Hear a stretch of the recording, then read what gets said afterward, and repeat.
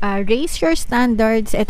Gustong-gusto ko tong message na to kapag lumalabas to. Ibig sabihin nito, guys, sky is the limit, no? Taasan mo na, mangangarap ka rin lang, taasan mo na mga kapiksi. Kaya nga sinasabi nila, 'di ba? Libre lang mangarap, walang bayad, walang charge, mga kapiksi, no? Taasan mo na. Tsaka deserve mo yan, mga kapiksi, no? Always remember, guys, you can be, do, and have anything that you want, mga kapiksi, okay? So, taasan mo na, mangarap ka rin lang, taasan mo na.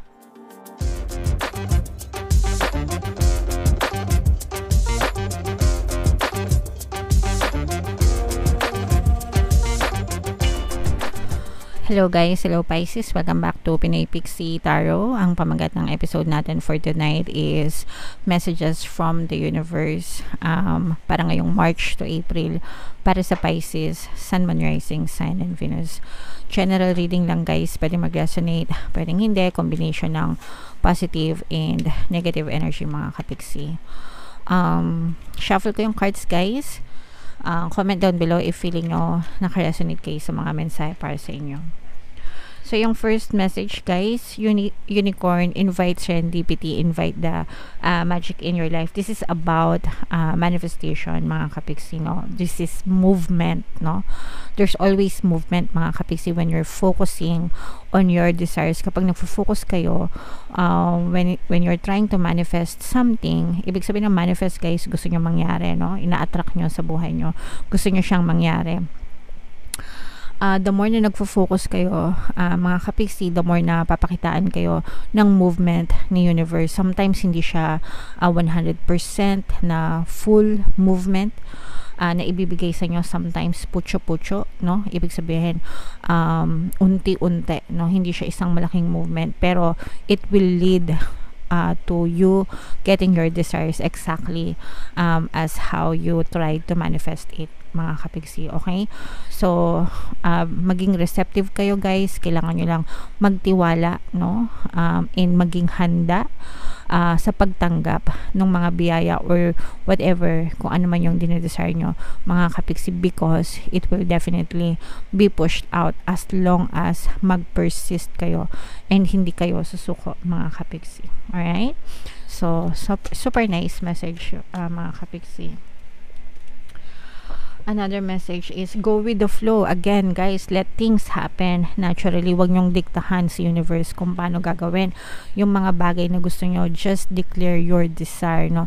Kasi yung iba, mga kapiksi, napapansin ko, nagtatanong sila sa comment section paano mangyayari yon. It's not your job to ask how the universe will deliver it to you. Hindi mo trabaho na alamin kung paano ibibigay sa iyo ni universe yung mga dinadasal mo, yung mga minamanifest mo, yung mga hinihiling mo. Ang trabaho mo ay i-declare kay universe kung ano yung gusto mo. And you persist, no? Pag sinabing persist, manggigil ka. Panindigan mo, no, yung pagpupursige dun sa bagay na gusto mo until such time na ibigay siya sa'yo ni universe, mga kapiksi. Sometimes matagal, sometimes mabilis, depende yan sa mga blocks nyo, sa mga balakid nyo guys. The more na less resistant kayo, mas mabilis na ma-achieve nyo yung mga desire nyo. Pero hayaan nyo si universe, let it happen naturally. Enjoyin nyo lang, just do your thing and keep your positive mental diet, mga kapiksi, right? Follow your intuition guys, no? Yung intuition natin, mga kapiksi, especially kung naguguluhan kayo, lalo na pagdating sa pagdedesisyon, excuse me, kung di nyo alam yung gagawin nyo, magdasal kayo and humingi kayo ng tulong sa mga gabay nyo. Your guides will always guide you, and yung intuition, yung ang kanilang gagamitin para magabayan kayo sa tamang landas. Kaya makinig kayo sa intuition nyo guys. Alright? Raise your standards. Gustong-gusto ko tong message na to kapag lumalabas to. Ibig sabihin nito guys, sky is the limit, no? Taasan mo na, mangangarap ka rin lang, taasan mo na, mga kapiksi. Kaya nga sinasabi nila, 'di ba? Libre lang mangarap, walang bayad, walang charge, mga kapiksi, no? Taasan mo na. Tsaka deserve mo yan, mga kapiksi, no? Always remember, guys, you can be, do, and have anything that you want, mga kapiksi, okay? So, taasan mo na, mangarap ka rin lang, taasan mo na, and tell yourself na deserve ko to, no? Papangarapin ko to kasi deserve ko to. Papangarapin ko to kasi karapatan ko to, no? It's my birthright. Pinanganak ako para maging ganito. Okay? So, deserve mo yan, mga kapiksi, kaya taasan mo na yung mga pangarap mo sa buhay. Alright? 7 heavenly virtues, guys, lumabas na naman. Ito, lumalabas ito para paalala, no, sa inyo, mga kapiksi. Itong 7 heavenly virtues na ito, palagi nyo itong tatandaan and i-observe, guys, para hindi kayo mapahamak sa buhay nyo. So, isa-isahin natin, guys. Yung una dito is faith, no? Faith is belief and trust in the right things, dun lang sa paggawa ng tama, mga kapiksi, okay? And then hope is believing that good things will prevail, no? Umaasa na lahat is mapapabuti, magiging maganda para sa lahat, para sa inyo.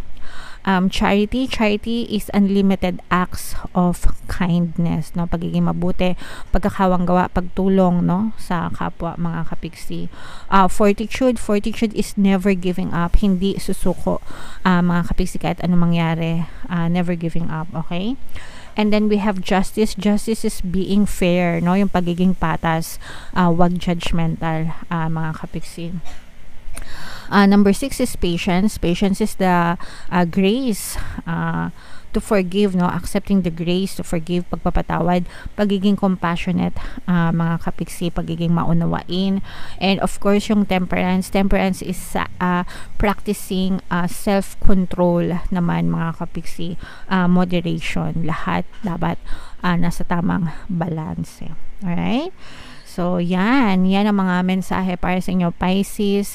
Comment down below, mga kapiksi, if naka-resonate kayo dyan, or if naintindihan nyo. And then, yung last message naman for you, Pisces. Opportunity knocks, okay?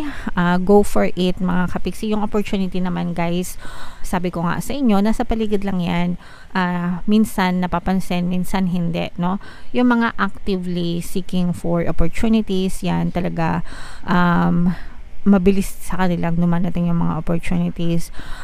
They tend to take action, no? Mabilis umaksyon. Yung iba naman parang sabihin nating nalalagpasan, no? Kasi hindi sila nakafocus, no? Iba yung focus ng attention nila. Pwedeng nakafocus sila sa mga reklamo imbis na sa positive, nakafocus sila sa mga negative, ganyan, kaya hindi nila napapansin yung mga opportunities. So, kailangan nyo lang, guys, dilat-dilat maging sensitive kayo, no? Kasi baka mamaya, excuse me, sorry, baka mamaya dasal kayo ng dasal, tapos yung opportunity sinasampal na pala sa inyo ng universe, dinededma nyo pa, hindi nyo pa pinapansin. So, saying naman. Alright? Okay. So, yeah, i-mind man yan, guys, sa comment section, no? Mind opportunities, mind mga oportunidad sa buhay, no? Para mapansin nyo and para talagang makatulong sa inyong kabuhayan. So, i-shuffle natin to, guys. Tingnan naman natin yung additional na message para sa inyo. Shuffle ko to. Habang sinushuffle ko to, panoorin nyo muna itong video natin regarding sa ating paano mag-manifest ng abundance video course. Kapiksi, sawa ka na ba sa mga struggles at hirap sa buhay mo? Masipag ka ba at masikap sa buhay ngunit hindi ka pa rin umaasenso? Ilang beses ka na bang nag-attempt magnegosyo at mag-invest pero palagi ka pa rin nalulugi? Sa pagkakataon na ito ay maaaring may subconscious beliefs ka na nagiging balakid sa iyong pag-unlad at pagyaman. Introducing, paano mag-manifest ng abundance video course. Dito ay matututunan mong ma-overcome ang mga balakid mo para tuluyan ka ng umunlad, umasenso, sumagana, maging matagumpay, successful at maswerte sa iyong kabuhayan, pera, trabaho, negosyo, salapi at kaperahan ng bonggang-bongga. Dali, mag-send na ng email sa pinoypixitarot@gmail.com at simulan na ang iyong pagyaman ngayon. Alright, so sabay-sabay tayo magpayaman ngayon 2024 mga kapiksi. Mag-avail na kayo ng course guys kasi sobrang ganda talaga niyan. And good news mga kapiksi dahil ngayong March no until March 31 magbibigay ako ng 1 free pampaswerte subliminal sa lahat na mag-avail ng course mga kapiksi. Kaya mag-avail na kayo, sobrang ganda niyan guys. And meron din tayong email coaching, manifest your desires using the law of attraction. If meron kayong mga specific na gusto nyong i-manifest guys, pwedeng love and relationship, pwedeng money or career, pwede kayong magpabook ng email coaching session with me. Mag-send lang kayo guys ng email sa pinoypixietarot@gmail.com. So we have adventure. Wow. So basahin muna natin mga kapiksi. Dare to do things differently. Sing your wild song. Manifest your travel dreams. Attempt the great journey with confidence. Be loyal. Friends and family are your treasures. Be brave. You are more powerful than you know. Okay, so guys, dare to do the things differently, no? Sa panahon ngayon, di ba, hindi porkit uso, hindi porkit trending, jump to bandwagon na lang tayo. Ganyan, no? So, hindi ganon, mga kapiksi. I mean, depende yan, trip nyo. Okay, kung trip nyo, edi okay, go. Kung hindi nyo trip, it doesn't hurt na wag sumunod sa trend and alam nyo, mag-set kayo ng bagong trend kung gusto nyo, di ba? Pero you can do things differently than the normal, than the usual. Mga kapiksi, don't be afraid to experiment. Huwag kayong matakot na mag-eksperimento, what works for you, what does not work for you, para malaman nyo, guys. And for some of you, you can manifest your travel dreams, mga kapiksi, no? Kung gusto niyo mag-travel, especially ngayon, March to April, di ba? Ito yung travel season, best time, no? Kasi walang masyadong ulan, di ba? Mainit, kaya maraming nagbe-beach, no? Nagbabakasyon. So, go lang, mga kapiksi. Kung may budget naman, why not, di ba? Attempt your great journey with confidence. Kailangan be confident talaga, mga kapiksi, no? Maniwala kayo, magtiwala kayo sa sarili nyo. Again, you can be, do, and have anything that you want basta nagtitiwala kayo sa sarili nyo. Be loyal, no? Yung mga kaibigan nyo, yung mga pamilya nyo, sila ang totoong treasure nyo sa buhay, mga kapiksi. Also, be brave. Sabi nga, powerful ka, hindi mo lang alam, mga kapiksi. You are the one who is creating your life. Malayong malayo yung pwede mong ma-achieve sa buhay mo. So, believe in yourself, mga kapiksi. Alright? Okay, so super nice, super ganda, super positive ng messages para sa inyo, guys. Comment down below if naka-resonate kayo sa mga messages para sa inyo. And ito, guys, no, yung mga opportunities na yan, itong mga deserve nyo sa buhay, i-comment nyo yan sa buhay nyo, sa comment section.